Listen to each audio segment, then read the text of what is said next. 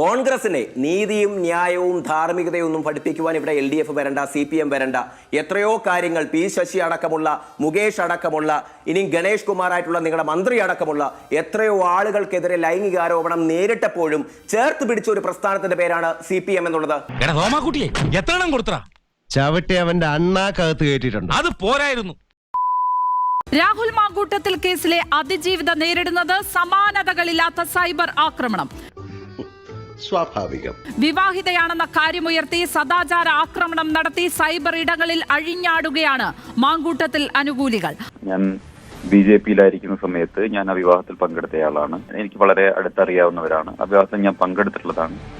അവര് വളരെ ദീർഘകാലം ഒരുമിച്ച് തിരുവനന്തപുരത്തടക്കം താമസിച്ചിട്ടുള്ളതാണ്. അവർ ഒരുമിച്ച് താമസിച്ചാണ്. എനിക്ക് നേരിട്ട് അറിയുന്ന കുടുംബമായതുകൊണ്ട് തന്നെ ഒരു വിവാഹമോചനം കഴിഞ്ഞിട്ടുമില്ല. അങ്ങനെ വിവാഹമോചനത്തിന് വേണ്ടിയിട്ട് പേപ്പർ മൂവ് ചെയ്തിട്ട് പോലുമില്ല.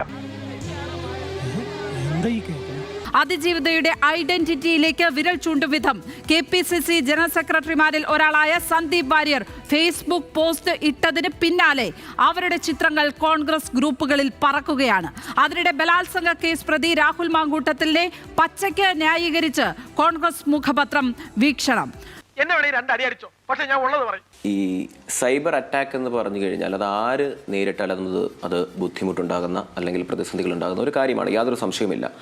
ഈ സൈബർ അറ്റാക്കിംഗ്, സൈബർ ലിഞ്ചിങ് എന്നൊക്കെ പറയുന്നത് അതിനെ ഒരിക്കലും കോൺഗ്രസ് ന്യായീകരിക്കുന്നില്ല, അത് ന്യായം പറയുന്നുമില്ല. അതിജീവിതയുടെ ഐഡന്റിറ്റി അത് പുറത്തു വിടാതിരിക്കുക തന്നെ ചെയ്യണം.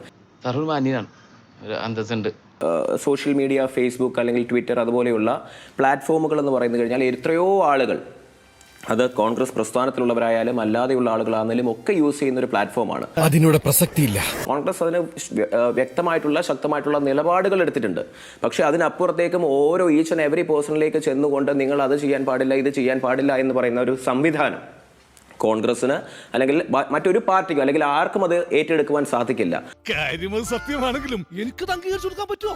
ഇന്ത്യൻ നാഷണൽ കോൺഗ്രസ് നമുക്ക് രാഹുൽ മാങ്കൂട്ടത്തിൽ വിഷയം തന്നെ ഏറ്റെടുത്താൽ അറിയാം. രാഹുൽ മാങ്കൂട്ടത്തിനെതിരെ ഒരു നിലപാട് വന്നപ്പോൾ കോൺഗ്രസ് അത് ശക്തമായി തന്നെ അതിന്റെ നടപടികൾ സ്വീകരിച്ചിട്ടുണ്ട്.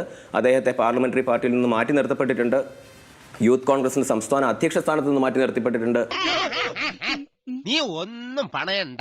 അന്വേഷണം നേരിട്ട് അതിനകത്ത് എന്തെങ്കിലും കഴമ്പുണ്ടെങ്കിൽ അദ്ദേഹം ശിക്ഷിക്കപ്പെടണം. അതിനകത്തൊന്നും യാതൊരു സംശയമില്ല. പക്ഷേ പാർട്ടി എടുത്ത നിലപാട് വളരെ ക്ലിയർ ആണ്.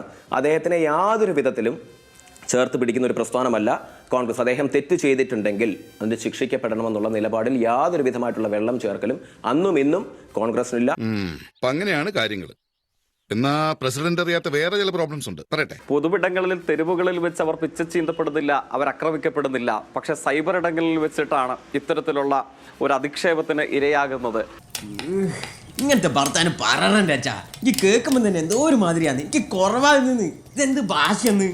പക്ഷേ അത് അർത്ഥസമ്പൂർണ്ണമാം വിധം തെറ്റാണ്. കാരണം കേരളത്തിൻ്റെ പൊതുവിടങ്ങളിൽ, തെരുവോരങ്ങളിൽ വെച്ച് അതിക്രൂരമാം വിധം അധിക്ഷേപിക്കപ്പെടുന്നതിനും ആൾക്കൂട്ടാക്രമണത്തിന് വിധേയമാക്കപ്പെടുന്നതിനും തത്തുല്യമാണ്, അല്ലെങ്കിൽ അതിനേക്കാൾ ഭീതിതമാണ് ഈ സൈബർ സ്പേസുകളിൽ നമുക്ക് നേരിടേണ്ട വരുന്ന ലക്ഷണമൊത്ത മോബ് ലിഞ്ചിങ് അഥവാ ആൾക്കൂട്ടാക്രമണം എന്ന് പറയുന്നത്. നിർത്തി പറയൂ, എന്നാലേ ശ്വാസം വിടാൻ പറ്റൂ. ഈ പറയുന്ന കോൺഗ്രസിന്റെ അഭിനവ നേതാവ്, ഇപ്പോഴും സംഘപരിവാർ പാളയത്തിൽ നിന്ന് പൂർണ്ണമായും കാൽ പോന്നിട്ടില്ലാത്ത ഈ ബഹുമാനീയനായ സന്ദീപ് വാര്യർ എന്ന് പറയുന്ന അദ്ദേഹത്തിന്റെ സാമൂഹ്യ മാധ്യമങ്ങളിൽ കുത്തിപ്പൊക്കിക്കൊണ്ടുവന്ന ചിത്രത്തിന്റെ ഉടമ ഈ സർവൈവർ തന്നെയാണെന്ന് അങ്ങ് കരുതുന്നുണ്ടോ എന്നുള്ളതാണ് ചോദ്യം. ഇയാള് കുറെ നേരമായി തുടങ്ങിയിട്ട്. ആ ചോദ്യം ഉന്നയിക്കണമെങ്കിൽ എത്ര അധമമായ മനസ്സായിരിക്കണം ഈ വന്നിരിക്കുന്ന കോൺഗ്രസ് നേതാവിൻ്റെത്. അദ്ദേഹം ലക്ഷണമൊത്ത യൂത്ത് കോൺഗ്രസിന് ഇപ്പൊ വേണ്ടാത്ത പ്രസിഡന്റിന്റെ ശിഷ്യനാണ്, തർക്കമേതുമില്ല. അയാൾ ചൂണ്ടിക്കാട്ടിയ വഴിത്താറുകളിലൂടെ രാഷ്ട്രീയ പ്രവർത്തനം നടത്തുന്നതാണ് ശരിയെന്ന് തെറ്റിദ്ധരിച്ചിട്ടുള്ള ആളായിരിക്കാം അദ്ദേഹം. തോളിൽ നിന്ന് ചെവി നിന്നോ, പക്ഷെ തല മുഴുവനോടെ തിന്നല്ലേ കേട്ടോ. ഇവിടെ ഉയർന്നു വന്നിട്ടുള്ള ചിത്രം അത് സർവൈവറുടെ ആകുകയോ ആകാതിരിക്കുകയോ ചെയ്യട്ടെ, അത്തരം ഒരു ചോദ്യം ചോദിക്കാൻ പാടുണ്ടോ? ആ ചോദ്യം പോലും യഥാർത്ഥത്തിൽ സർവൈവർക്ക് നേർക്കുള്ള ബോംബ് ലിഞ്ചിങ്ങിന്റെ മാനസികാവസ്ഥയുടെ ഉൽപ്പന്നമല്ലേ? ഒരുമാതിരി ചൊറിഞ്ഞു വരുന്നുണ്ട് നിന്റെ വർത്താനം കേട്ടിട്ട്. എന്നിട്ടിപ്പോൾ പറയുന്നു ഈ വന്നിട്ടുള്ള കോൺഗ്രസിന്റെ സമുന്നത നേതാക്കന്മാർ മുതൽ ഈ ചർച്ചയിൽ വന്നിരിക്കുന്ന മാന്യൻ വരെ പറയുന്നത് എന്താണ്? വീക്ഷണത്തിന്റെ എഡിറ്റോറിയൽ ഞങ്ങൾ വായിച്ചിട്ടില്ല. അതിനൊന്നും ഇല്ലേ? ആരാണ് ഈ കാര്യത്തിൽ അതിശക്തമായ നിലപാട് സ്വീകരിച്ചു എന്ന് കേരളീയ പൊതുസമൂഹത്തിന് മുമ്പിൽ ധാരണയുള്ള ആദരണീയനായ കോൺഗ്രസിന്റെ CWC മെമ്പർ, മുൻ പ്രതിപക്ഷ നേതാവ് ശ്രീ രമേശ് ചെന്നിത്തലയുടെ പ്രതികരണമാണ്. ഞാൻ പറഞ്ഞിട്ടില്ല. കോൺഗ്രസിന്റെ മുഖപത്രം ഇന്ന് വായിക്കാൻ കഴിഞ്ഞിട്ടില്ല. പറയുന്നത് ആരാണ്? എന്റെ നമ്മുടെ എല്ലാവരുടെയും നാട്ടിൽ പ്രവർത്തിക്കുന്ന കോൺഗ്രസിന്റെ മണ്ഡലം പ്രസിഡന്റോ ബ്ലോക്ക് പ്രസിഡന്റോ ഒന്നും അല്ല പറയുന്നത് ഇന്ത്യയിലെ കോൺഗ്രസിന്റെ ഏറ്റവും ഉന്നതധാര എന്ന് വിശേഷിപ്പിക്കപ്പെടുന്ന CWC അംഗമാണ് പറയുന്നത്. ഈ വളവളാന്നുള്ള വർത്താനം നിർത്താമോ? അങ്ങിപ്പോ സൂചിപ്പിച്ച സാമൂഹ്യ മാധ്യമങ്ങളെ അതേ ആൾക്കൂട്ട അടിമ സംഘം ഏതോ നക്കാപ്പിച്ച കൈപ്പറ്റിയിട്ട് കേരളത്തിൽ അന്തസ്സും ആഭിജാത്യവുമുള്ള കേരളത്തിലെ സ്ത്രീകളെ അപമാനിക്കാനും ഭർസിക്കാനും നടക്കുന്ന ആൾക്കൂട്ട സംഘം, ആ ആൾക്കൂട്ട സംഘത്തിന് ഒരു പത്രമുഖമായി ഇന്ന് വീക്ഷണം മാറിയിരിക്കുന്നു. ഓ സത്യമായിട്ട് ഞാൻ എന്റെ തല ചുമരുമ്പ് തല്ലി പൊളിക്കൂട്ടോ. കേരളം കണ്ടിട്ടുള്ള കേരളത്തിന്റെ സമീപകാല രാഷ്ട്രീയ ചരിത്രത്തിൽ എവിടെയും ഉണ്ടായിട്ടില്ലാത്ത ഒരു ആഗോള അധമനെ ന്യായീകരിക്കുവാൻ ബൈബിൾ വാചകത്തെ കടമെടുത്തിരിക്കുന്നു. ഉപ്പേരി എന്ന പോലെയല്ലേ ഭാഷ നിർഗളിക്കുന്ന. യഥാർത്ഥത്തിൽ ഇത് ക്രിസ്തുമത വിശ്വാസികളെന്ന് മാത്രമല്ല അന്തസ്സുള്ള ലോകത്തെ മുഴുവൻ മനുഷ്യന്മാർക്കും അപമാനകരമായ ഒരു പ്രവർത്തിയല്ലേ കേരളത്തിലെ കോൺഗ്രസിന്റെ മുഖപത്രം ചെയ്തിട്ടുള്ളത്. എന്നിട്ട് അതിനെക്കുറിച്ച് ചോദിക്കുമ്പോൾ ചർച്ചയിൽ പങ്കെടുക്കുന്ന കോൺഗ്രസിന്റെ ചെറിയ നേതാവ് മുതൽ കേരളത്തിൽ പ്രവർത്തിക്കുന്ന കോൺഗ്രസിന്റെ വലിയ നേതാവ് വരെ പറയുന്നു, അയ്യോ ഞങ്ങൾ ഇങ്ങനത്തെ ഒരു സാധനം കണ്ടിട്ടില്ല കേട്ടോ, ഞങ്ങൾ ഈ വീക്ഷണം കണ്ടിട്ടില്ല, ഞങ്ങൾ ഈ വീക്ഷണം വായിച്ചിട്ടില്ല, ഞങ്ങളുടെ വീക്ഷണം ഇങ്ങനെയല്ല ഇത്യാദിയുള്ള പ്രതികരണമാണ് നമ്മളുടെ മുമ്പാകെ പണം പടർത്തുന്നത്. വിജയൻ ചേട്ടാ കുന്തിരിക്ക് എനിക്ക് ഇഷ്ടമാണ് എന്ന് വെച്ചാൽ അതിന്റെ മൂട്ടിലിട്ട് പോയിക്കരുത് കേട്ടോ. ഇതെന്തിനു വേണ്ടിയിട്ടാണ്? ഈ കണ്ടിട്ടില്ല, ഞങ്ങൾ അറിഞ്ഞിട്ടില്ല, ഞങ്ങളുടെ മുമ്പിൽ പ്രത്യക്ഷപ്പെട്ടിട്ടില്ല, ഇമാതിരി ഉരുണ്ട് കളിക്കൽ പോലും ആർക്കുള്ള സത്യവാങ്മൂലമാണ്? കേരളത്തിലെ കോൺഗ്രസിനെ ഇതിനോടകം ഹൈജാക്ക് ചെയ്തിട്ടുള്ള ക്രിമിനലൈസ്ഡ് സെക്ഷൽ പെർവേർട്ട് ഗ്യാങ്, ആ ഗ്യാങ്ങിനുള്ള സത്യവാങ്മൂലമാണ്. എവിടെ ഇതൊരു നടക്കി പോണ ലക്ഷണില്ല. ഞാൻ ഇവന്റെ 2 വാങ്ങിച്ചിട്ടേ പോവുള്ളൂ. ഞാൻ ലക്ഷ്മിയോട് മറ്റൊരു കാര്യം പറയാം. EP ജയരാജന്റെ ഒരു പോസ്റ്റ് അല്ലെങ്കിൽ അദ്ദേഹത്തിന്റെ ഒരു ബൈക്ക് മുകേഷിന്റേത് നാളുകൾക്ക് മുന്നേ നടന്ന സംഭവം. സിനിമയും രാഷ്ട്രീയവും വേറെയെന്ന് അദ്ദേഹം പറഞ്ഞിട്ടുണ്ട്. എന്താ ഉറക്കം വരുന്നു? സിനിമയ്ക്ക് സിനിമയുടേതായുള്ള ചില പ്രത്യേകതകളുണ്ട്. സിനിമയും സിനിമാ ലോകത്തുള്ള കാര്യവും ചർച്ച ചെയ്യുമ്പോൾ അത് പറയാമെന്ന് EP. ഇതിനകത്ത് ഞാൻ ചോദിക്കുന്നത് ജയ്ക്ക് ഈ സ്റ്റേറ്റ്മെന്റിൽ, EP ജയരാജന്റെ ഈ സ്റ്റേറ്റ്മെന്റിൽ നമ്മൾ ഒന്ന് ആലോചിക്കണം. അത് ഏത് വിധേനയും ഇവിടെ സ്ത്രീകൾ വർക്ക് ചെയ്താലും അവർക്ക് മാനസികമായിട്ടുള്ള ശാരീരികമായിട്ടുള്ള സ്വാതന്ത്ര്യവും നടപടികളും നിലപാടുകളും വേണ്ടേ എന്നുള്ളതാണ്. അവർക്ക് അത് അവിടെ വർക്ക് ചെയ്യുവാനുള്ള, അതോ അവരവിടെ പീഡിപ്പിക്കപ്പെട്ടോട്ടെ എന്നാണോ ഈ EP ജയരാജൻ പറഞ്ഞത്?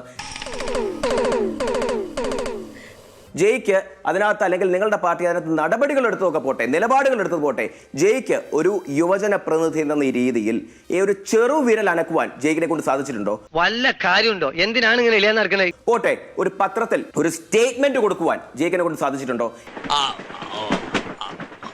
ഇനി അതൊന്നുമല്ലാതെ മുകേഷിനെ പറ്റി എന്താണ് ജയ്ക്കിന്റെ അഭിപ്രായം? അല്ലെങ്കിൽ P ശശി എന്ന് പറയുന്ന മുഖ്യമന്ത്രിയുടെ ഓഫീസറായി ഇരുന്നപ്പോൾ ലൈംഗിക ആരോപണത്തിൽ വിധേയനായിട്ടുള്ള മനുഷ്യരെ എന്തെങ്കിലും ഒരു രീതിയിൽ ഏതെങ്കിലും ഒരു നടപടികൾ, ഒരു നിലപാടുകൾ സ്വീകരിക്കുവാൻ ഈ പാർട്ടിക്ക് കഴിഞ്ഞിട്ടുണ്ടോ?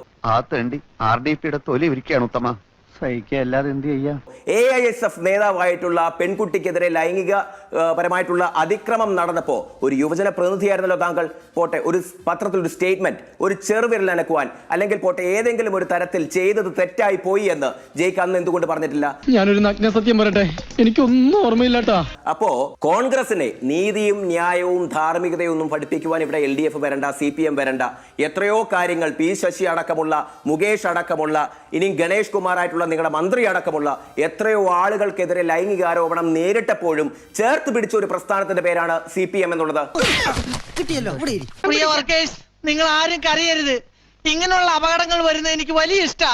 അയ്യോ, വല്ലപ്പോഴൊരിക്കലേ വരുള്ളൂ. അത് ഞാൻ ഓണം വിഷു പോലെ ആഘോഷിക്കും.